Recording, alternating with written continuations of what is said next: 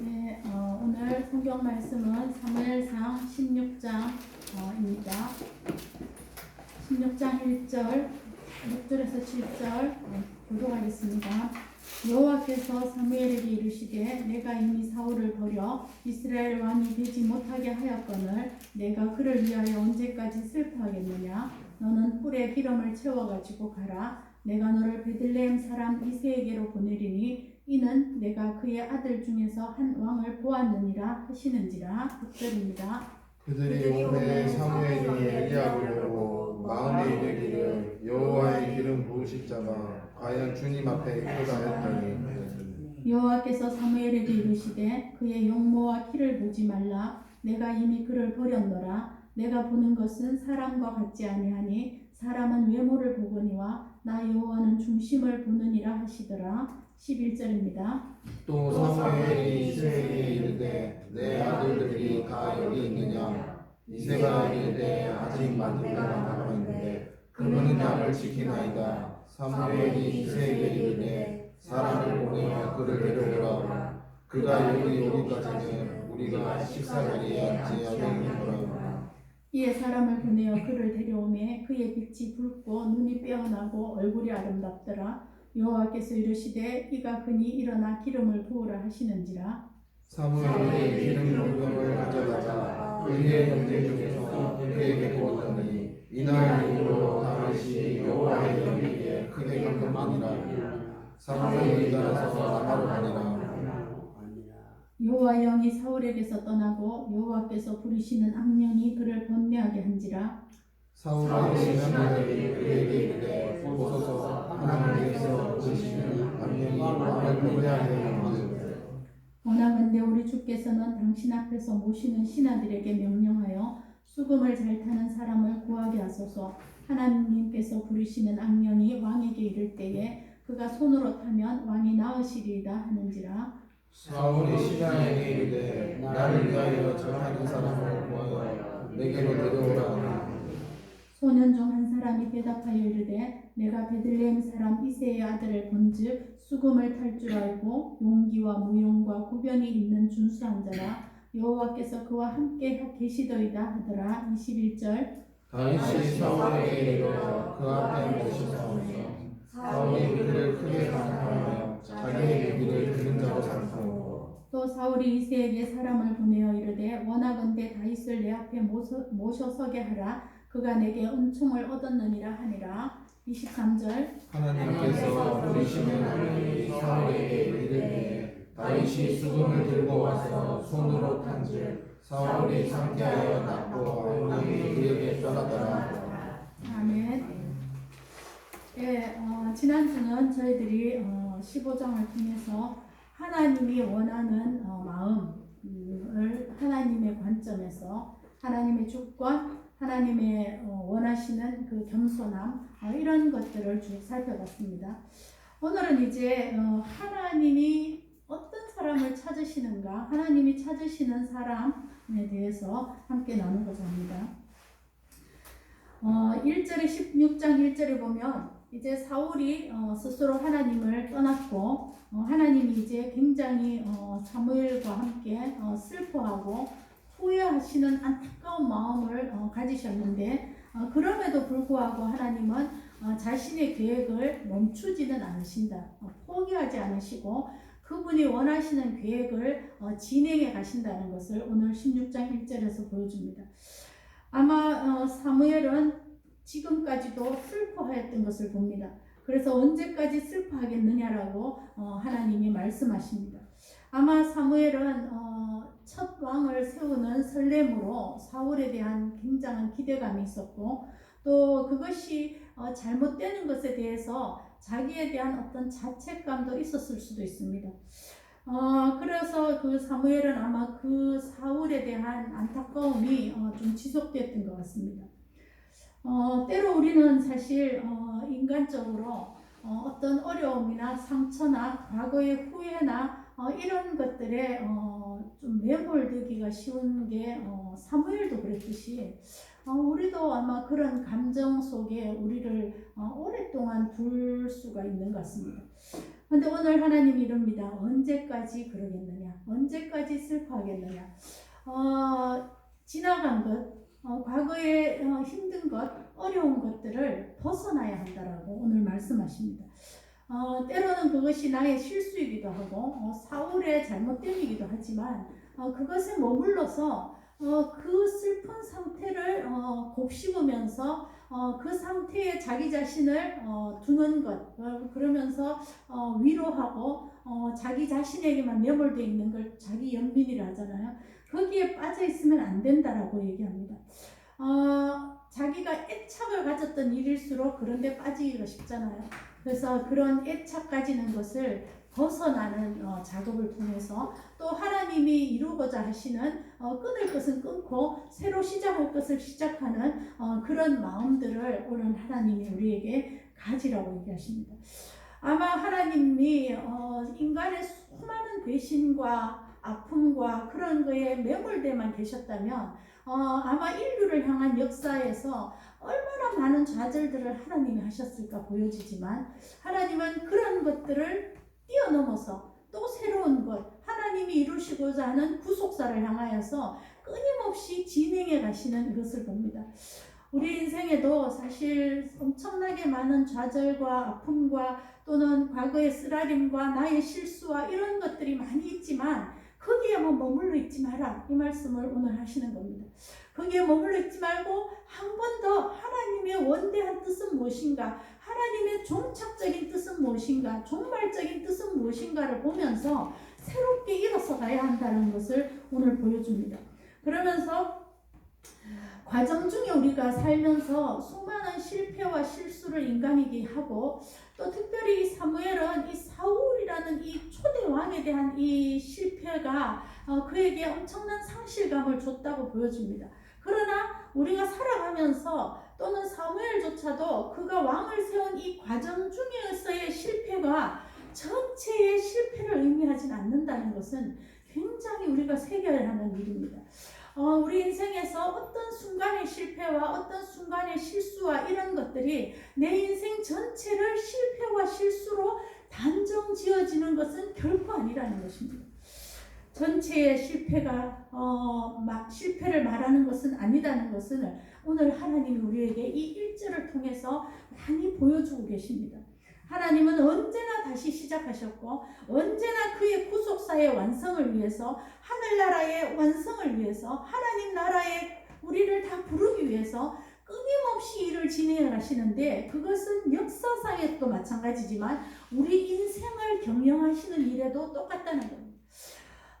우리 여기도 계시지만 나이 드신 분들 중에는 인생의 나락에 완전 빠졌다가 또는 엄청난 절망에서 헤어나지 못하다가 어느 순간인가 보면 다시 시작할 수 있구나, 다시 하나님이 나를 부르시는구나, 이전에 내가 알았던 모든 껍데기를 벗고 이제 순수한 중심으로 내가 다시 일어설 수 있는 그런 힘이 도리어 아무것도 없는 거기에서 새로 생기는 경험들을 우리 여기 계시는 분들 중에도 있는 줄 압니다. 하나님은 그렇게 역사하신다. 그 과거의 어떤 사건이나 실패나 그것에서 머물러 있지 마라. 그리고 하나님의 그 종말적인 뜻, 하나님 나라의 완성, 너를 부르신 자녀의 완성을 위해서 끊임없이 새로 시작을 하시는 분인 것을 봅니다.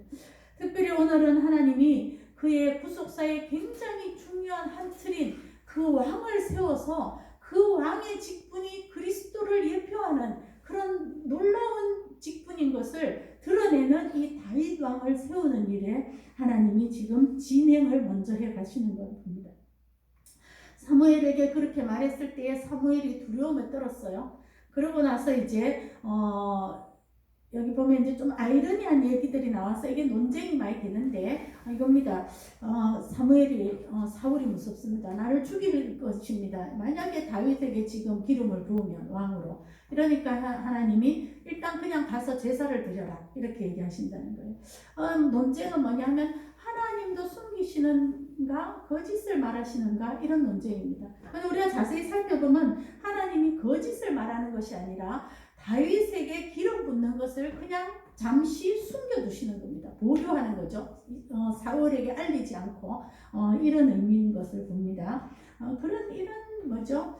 불신앙의 신앙으로 보면 전부 다가 꼬투리죠. 예. 그러나 신앙의 눈으로 보면 하나님의 그 하나님 되심을 드러내는 것으로 볼 수 있습니다.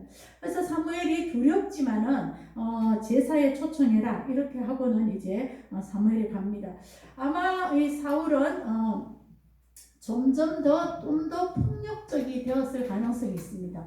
그리고 자기의 왕자가 뺏길 거라는 이 하나님의 예언에 대해서 두려움과 동시에 그것을 굉장히 예민하게 반응하고 있는 모습들이 보였기 때문에 사무엘이 너를 아마 죽일 것입니다. 이렇게 반응하시는 것을 봅니다.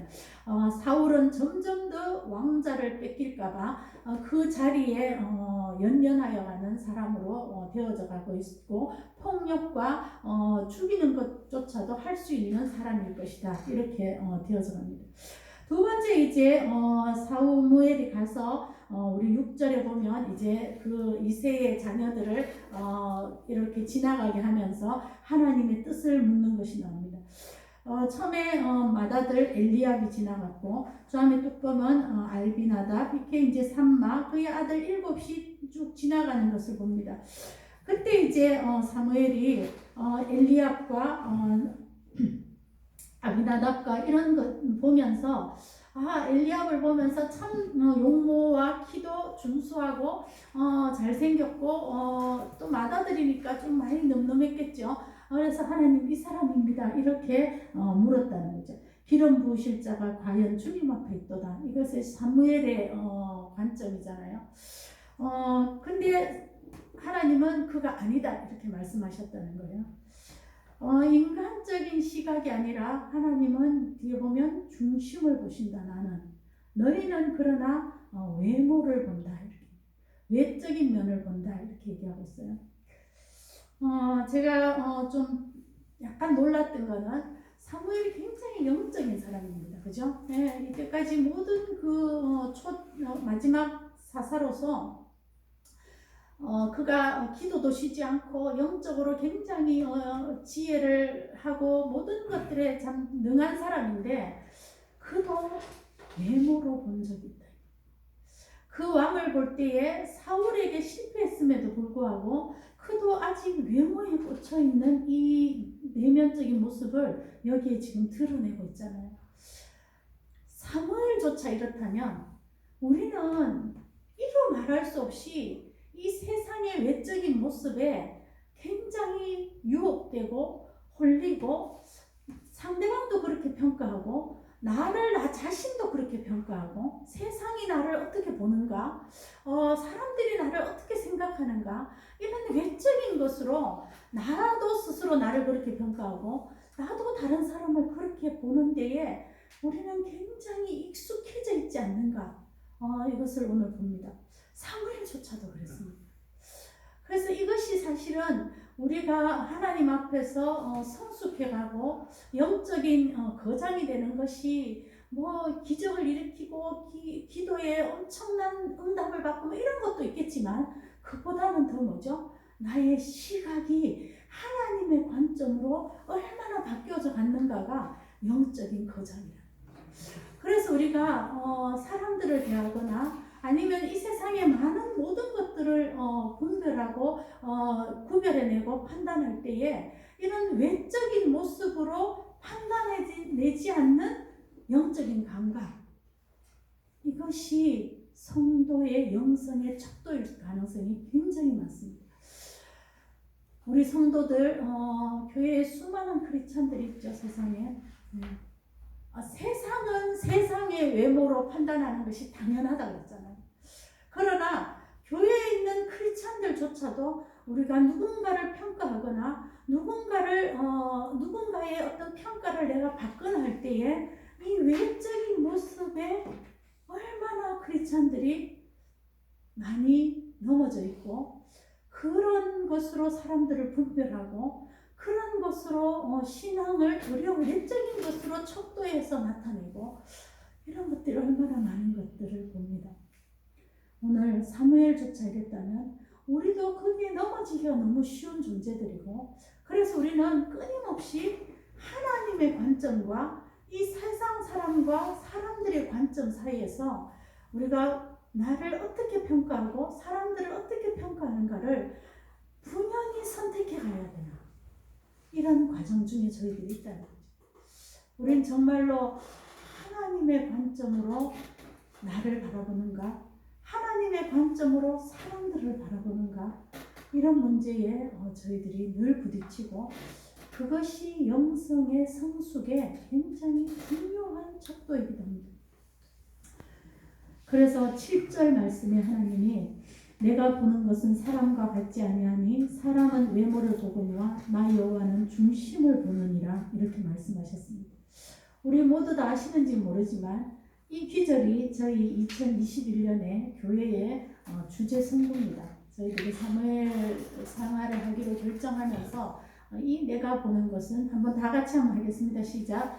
내가 보는 것은 사람과 같지 아니하니 사람은 외모를 보거니와 나 여호와는 중심을 보느니라. 네. 이 말씀이 2021년에 저희 주제 선고입니다. 전체 사무엘 상하의 주제이기도 합니다. 하나님은 무엇을 보시는가? 하나님이 찾으시는 사람은 어떤 사람인가를 나타내주는 말씀입니다. 하나님은 중심을 볼 것이다. 아이러니한 것은 뒤에 18절에 보면 다윗이 그러면 아주 보기도 그렇고 아무것도 없는 그런 자였느냐? 그렇지 않다고 말합니다. 18절은 그는 용기도 있고 무용도 있고 구변도 있고 여호와 함께 하면서 나중에 보면 얼굴도, 여기 얼굴도 붉고 빼어났다. 단지 아직 덜 자라서, 그때 이때가 한 16, 17 됐는지 몰라도 덜 자라서 그렇다는 거죠. 그러나 하나님은 그 외모로 그를 보지 않는다는 거예요. 그의 중심을 보겠다고 합니다. 중심이 뭘까요? 중심, 마음의 중심. 하나님 마음의 중심에 뭐를 보실까요? 네, 크게 두 가지겠죠. 하나는 그 중심 안에 여호와가 있는가, 하나님이 있는가, 주님이 계시는가, 성령이 함께하는가, 그걸 가장 먼저 보실 겁니다. 우리의 중심 안에 하나님으로 확정되어져 있는 알맹이가 있는가. 중심을 보신다고 할 때에 우리는 그 중심에 겸손한 진실됨, 이런 것들을 하나님 보실 겁니다. 그러나 그 먼저 뭐죠? 그 속에 하나님이 들어있는가, 그 속에 성령이 충만한가, 이거를 보신다. 그 중심을 사로잡고 있는 것은 무엇인가? 하나님인가? 돈인가? 세상인가? 예수 그리스도인가? 그것을 보겠다. 두 번째, 그 중심에는 하나님이 있는 것과 동시에 그로 말미암아 자기를 아는 겸손함과 또 인격됨과 진실성과 신실함, 이런 것들을 같이 보겠죠. 그것은 결국 태도입니다. 태도. 그죠? 그가 어떤 태도로 있는가, 하나님을 향하여서 또는 자기의 마음의 태도가 무엇인가, 이런 것들을 하나님이 보시겠다고 얘기하는 거예요. 외모가 어떻든지를 떠나서 그거를 보시겠다는 말씀입니다. 왜냐하면 사울은 이것에 실패했습니다. 사울의 마음에는 자기 자신을 위하는 것과 세상과 백성의 눈치 보는 것과 이것이 그에게 꽉 차 있었어요. 자기 영광과 세상을 가지려는 그 탈취에 급급한 그런 게 꽉 차 있었고, 하나님을 스스로 밀어냈어요. 처음에 하나님이 택해서 하나님이 영이 임했음에도 불구하고 그것을 지속하지 못한 것을 봅니다. 그러나 하나님이 이제 찾으시는 사람은 그 중심에 하나님이 있는 사람, 하나님을 확실히 붙들고 있는 사람, 그로 말미암아 그가 자기가 얼마나 무지한 존재인가를 아는 겸손함, 신실한 그런 태도를 하나님이 볼 것이라고 얘기합니다. 그래서 이 이새의 아들, 막내 아들 다윗이 왔을 때에 하나님이 이가 그니 12절입니다. 이가 그니 일어나 기름을 부어라 라고 명하셨습니다. 그리고 이제 사무엘이 기름을 부었을 때에 이날 이후로 13절에 다윗에게 여호와의 영이 크게 감동되었다고 말합니다. 하나님의 성령이 기름 부음과 동시에 그에게 부어졌다는 거죠. 구약의 성령에 부어짐은 여러 요소로 나오는데 특별히 하나님의 감동을 줄 때에 또 뭐죠? 하나님의 은사를 부을 때에 그때에 일시적으로 하나님이 성령을 부으신다 이렇게 말합니다. 그래서 구약에서는 영적인 은사와 그 다음에 마음을 감동해서 하나님의 사람으로 키워가는 것에 이 성령을 부으심이 굉장히 많이 언급됩니다. 그러나 신약은 뭐죠? 이제 예수 그리스도가 승천하시고 보혜사 성령이 너희에게 와서 이제부터는 성령이 이 모든 것들을 역사하고 적용하고 우리 가운데 예수 그리스도를 믿게 하는 이런 놀라운 일들을 성령이 다 하실 건데 그 예수를 믿으면 성령이 이제 뭐죠? 내주하여 떠나지 아니하실 것이다. 이래서 구약의 성령의 부어짐과 지금의 성령은 조금 다릅니다. 지금은 예수님을 믿었을 때에 성령님이 우리 가운데 내주하셔서 이제 우리 가운데 함께 거하시는 거죠. 물론 뭐 그에 더불어 은사를 줄 수도 있고 또 감동하는 것들을 줄 수도 있지만 그런 것들이 없다 할지라도 내 속에 예수를 믿으면 예수님의 보내신 그 성령이 우리 안에 내주하여 계신다는 거예요.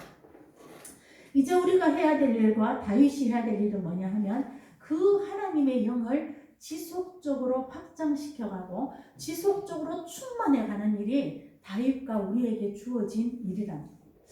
우리는 예수를 믿을 때에 믿는 것 자체가 성령의 역사가 없으면 믿음이 아예 없다고 그랬어요. 성령이 있어야 믿어지고 믿을 때에 성령을 선물로 주신다고 그랬어요. 근데 그 선물이 점점 확장되고 커져가서 충만한 데 이르기가 하는 것은 뭐죠? 우리의 엄청난 하나님 앞에 겸손함과 말씀을 사모함과 자기를 내려놓음과 하나님을 더욱더 따르고자 하는 사모함의 갈망과 이런 것들을 통하여서 성령이 우리 속에서 점점 충만해져 간다. 이런 우리에게 주어지신 명령이에요. 그래서 성령 충만을 받으라고 명령하시잖아요. 그죠? 그래서 다윗과 마찬가지로 저희들에게도 이런 일들이 이런 성령님과의 교제, 성령의 충만 이런 것들이 지속 확장되어서 가야 하는 일이 우리 성도들에게 주시는 하나님의 원하십니다. 그리고 하나님은 그런 사람을 찾으신다. 중심에 하나님이 있는 것뿐 아니라 자기 중심이 계속 그 마음이 기경되어서 하나님 앞에 점점점 성령으로 충만해져가는 그런 사람을 찾으신다.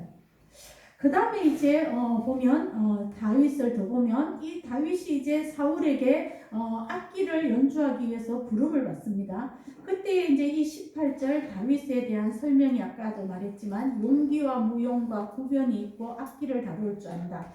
준수한 자다 이런 말을 했습니다. 그죠? 하나님은 이런 것 때문에 다윗을 선택하진 않았어요. 그러나 하나님은 뭐죠? 이 다윗이 이런 것에 준비되어 있는 것들을 사용하십니다. 우리가 착각하면 안 되는 것은 내가 하나님으로만 충만하면 모든 만사 오케이가 아니에요.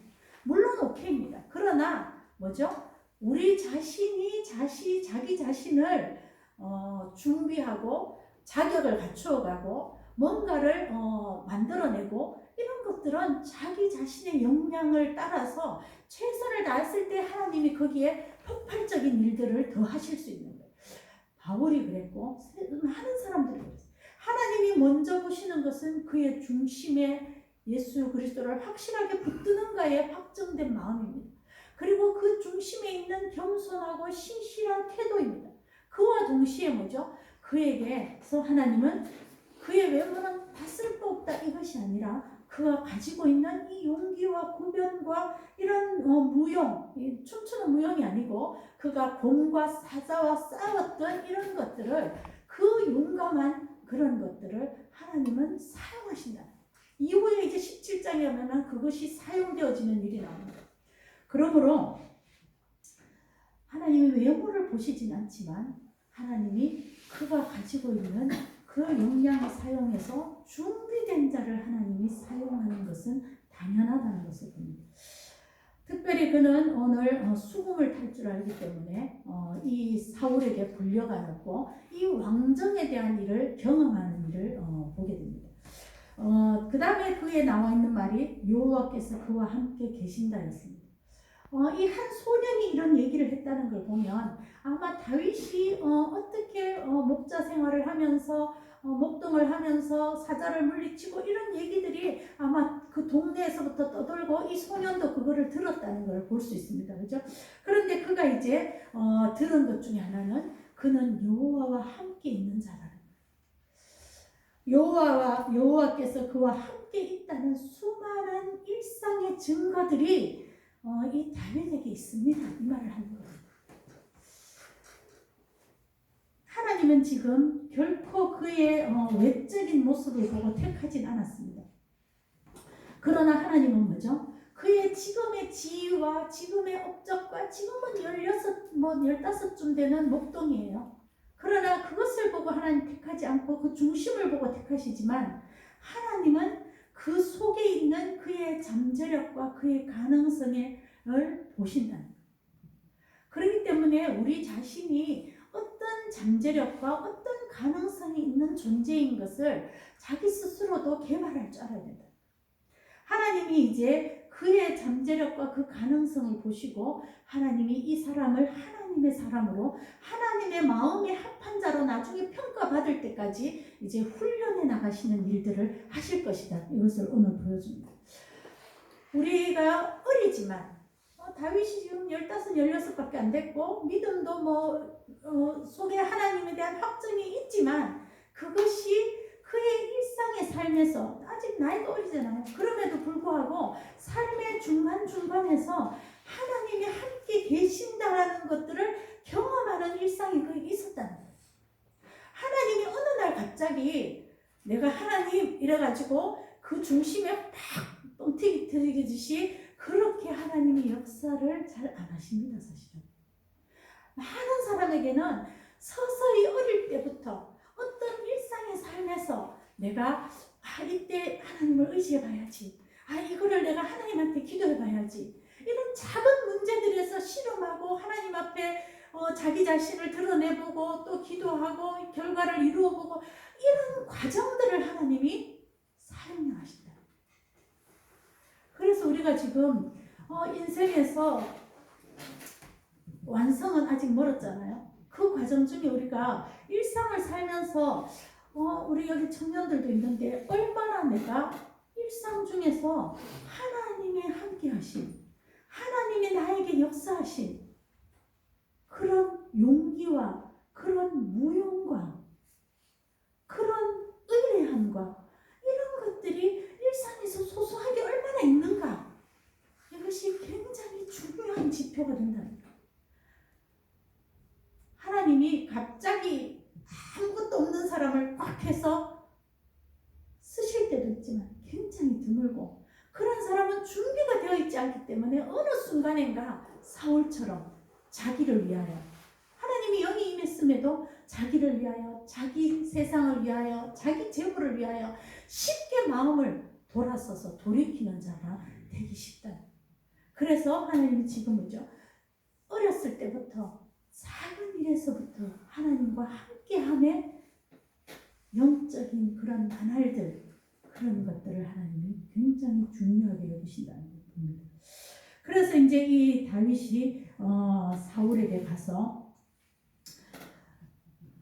사울 옆에 모셔드리는 자가 되었고, 이 이제 보면 나중에 음악 치료를 해서 이 사울을 치료하는 것을 봅니다.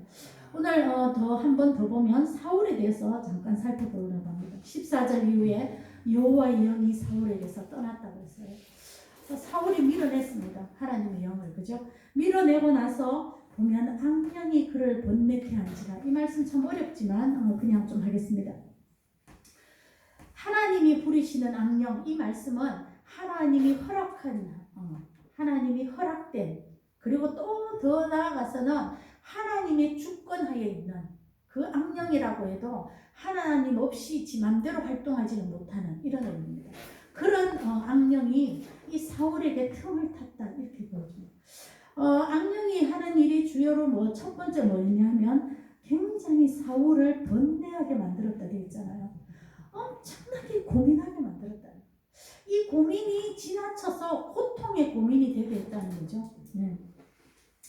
하나님이 이 악령을 직접 조종한다 이런 뜻은 절대 아닙니다. 하나님의 주권하에 있고 허락하에 있었다 이런 말이죠. 그 말은 하나님은 악령조차도 하나님이 조정하는 것이 아니라 하나님의 통제 안에 있다 이런 뜻입니다. 그 악령은 해로운 영인데 그가 지금 무슨 일을 하는가 보면 사울은 아마 자기 자신이 죄를 지었다는 것을 모르진 않았을 겁니다. 무엇이 죄인지를 알았고 용서해달라고 가짜로라도 말했기 때문에 죄를 알았고 그에 대해서 엄청나게 또 왕자가 이제 지속되지 못할 것이라는 걸 듣고는 엄청나게 불안했을 것입니다. 이런 불안과 이런 죄와 또 하나님에 대해서 하나님을 밀어낸 것에 대한 어떤 죄책감 또는 하나님에 대해서 전혀 무감각해지는 그런 모든 상황들이 이 사울을 고민하게 만들었어요. 결국 그 고민은 어디에서 왔는가 하면 이 사울이 내가 주인이고 내가 나를 위해서 살아야 되겠고 내 중심의 세계에만 몰두하고 있을 때에 자기에게만 갇혀져 있을 때에 이런 번뇌에서 벗어날 수가 없었다. 크리스찬들 중에도 또는 세상 사람 중에 굉장히 많습니다. 뭔가 죄 때문에 뭔가 불안해서 뭔가 두려워서 막 그 자기의 세계 안에 갇혀서 벗어나오지 못하는 거예요. 거기에 그냥 매몰되어 있는 거예요. 그러면 그게 어떻게 되죠? 강박 증상이 돼요. 강박증이 막 오죠. 이 사울이 나중에 엄청난 강박 증상으로 다윗을 끊임없이 쫓아나요. 그리고 우울한 감과 그리고 괜찮은 감정과 우울한 감정이 막 섞여 있잖아요. 이게 이제 심해지면 조현증이지만 그 전에 조현증은 자기가 도저히 통제할 수 없는 지경까지 나아가는 거고 나중에 17장에 그런 거 나오지만 지금은 그 우울과 강박과 이 괜찮은 감정들이 막 교환되고 있는 이런 지경으로 사울이 들어갔다. 원인은 뭘까요? 자기의 죄를 하나님 앞에서 자복하기 싫은 마음, 그리고 자기 스스로를 위하고 자기만을 위하는 그것을 내려놓지 못하는 마음, 그리고 자기의 그 권력, 왕이라는 이 권력 자체를 악착같이 집착하는 마음, 이런 것들이 이런 악령에 지배되는 그런 모습들을 보여줍니다. 아마 사울은 이제 점점 더 이것으로 치달아갑니다. 사울은 어느 순간인가 하나님의 영을 떠나면서 어느 순간인가 하나님을 놓고 어느 순간인가 하나님의 버림 이전에 자기가 먼저 하나님을 떠나고 그 다음에 이런 엄청난 우울과 강박증과 내면을 통제할 수 없는 이러고 집착을 떨쳐버릴 수 없는 이런 지경으로 내몰리는 것을 봅니다. 세상에 참 많습니다. 사실은 보면. 그 다음에 이 다윗이 사울을 음악적으로 치료해서 사울이 때로 상쾌하게 나았다는 것을 보여주고 다윗이 이제 그에게 사울의 무기 등자니까 굉장히 옆에 붙어있는 보디가드죠. 보디가드로 채용되는 것을 봅니다. 참으로 아이러니한 것은 사울은 지금 자기 왕자를 뺏길까봐 너무너무 고민하는데 그 왕자에 집착하는데 이 사울은 그럼에도 불구하고 너무 조심하고 이럼에도 불구하고 한 치 앞도 자기 스스로를 통제할 수 없기 때문에 알 수 없는 존재이기 때문에 이 왕이 될 사울을 다윗을 거기 자기 옆에 무기든 자로 세우는 이 아이러니를 본다는 거예요. 인간의 집착과 인간의 그 강박과 인간의 하는 그 자기 자신을 올무에 가두면서 나만 내 세계만 내 것만을 중시하는 이 모든 것은 도리어 자기 꾀에 자기가 빠지는 이런 엄청난 일들을 보게 되는 것을 봅니다. 인간이 아무리 집착하고 번뇌한다고 해서 이것이 해결되지 않고 도리어 더 미궁으로 들어가는 이 사울의 안타까운 모습을 보여주고 있습니다. 더구나 또 이 다윗을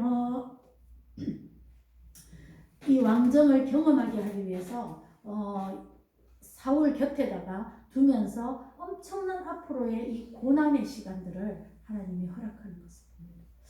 이런 모든 것들을 볼 때에 인간 얼마나 연약한가를 보고 하나님이 찾으시는 사람은 무엇인가 다시 한번 돌아봤으면 좋겠습니다. 요약하면 하나님이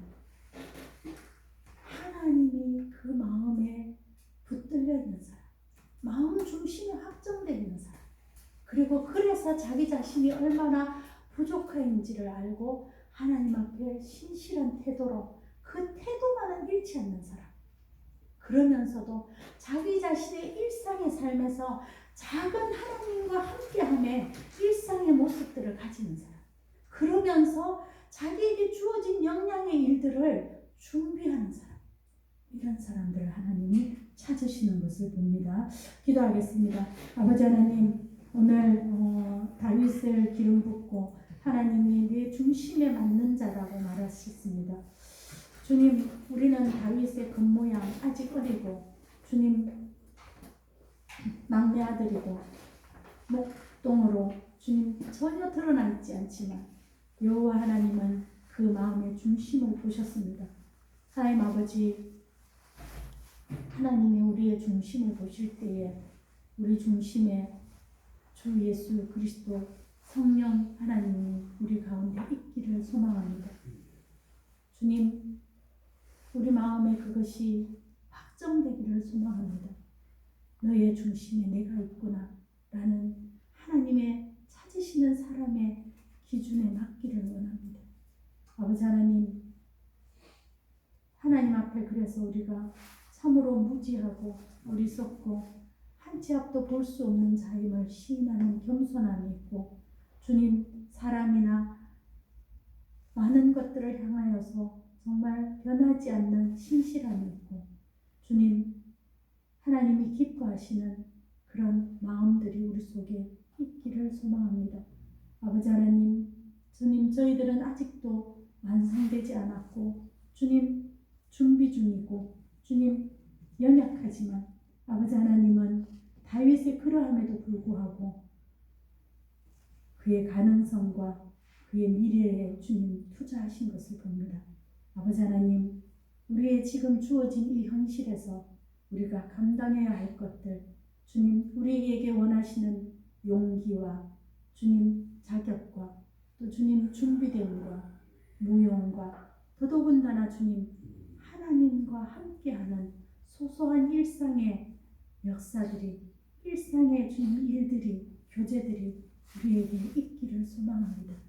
아버지 하나님, 그럴 때에 주께서 그를 훈련시키고자 하고 그를 다듬어 가시고자 하고 하나님의 나라에 또 이 세상에 주님 쓰고자 하는 사람으로 전부 다 주님 설 수 있도록 도와주시옵소서. 예수님 이름으로 기도했습니다. 아멘. 찬송